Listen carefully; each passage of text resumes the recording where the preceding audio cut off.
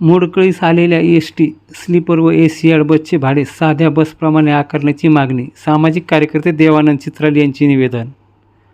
अंबड.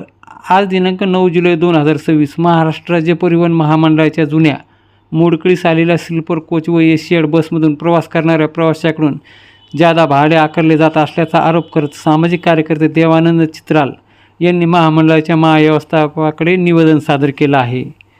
दिलेल्या निवेदनात त्यांनी म्हटलं आहे की अनेक स्लीपर व एसी बसची अवस्था अत्यंत दयनीय झाली असून त्या बसमधील आसने फाटलेली, धुळीने माखलेले व अस्वच्छ आहेत.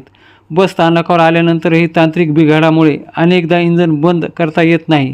तसेच या बसचा तांत्रिक दर्जा खालवला असून प्रवासादरम्यान इंजन बिघाड, क्लचमध्ये दोष आणि रस्त्यात बस बंद पडल्याच्या घटना वारंवार घडत असल्याने प्रवासाच्या सुरक्षतेचा प्रश्न निर्माण होत आहे.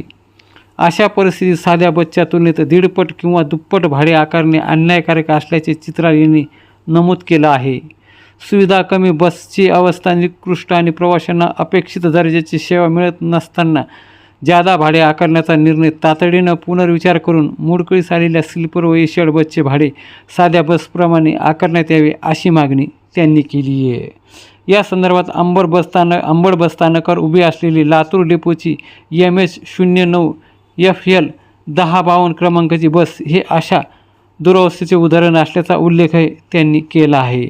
सर्वसामान्य प्रवाशांना न्याय मिळावा, सुरक्षित व दर्जेदार प्रवासाची हमी मिळावी आणि जीर्ण बसामधून प्रवास करणाऱ्या नागरिकांची आर्थिक लूट थांबवावी अशी मागणी सामाजिक कार्यकर्ते देवानंद चित्राल, अंबड, जिल्हा जालना यांनी केली आहे.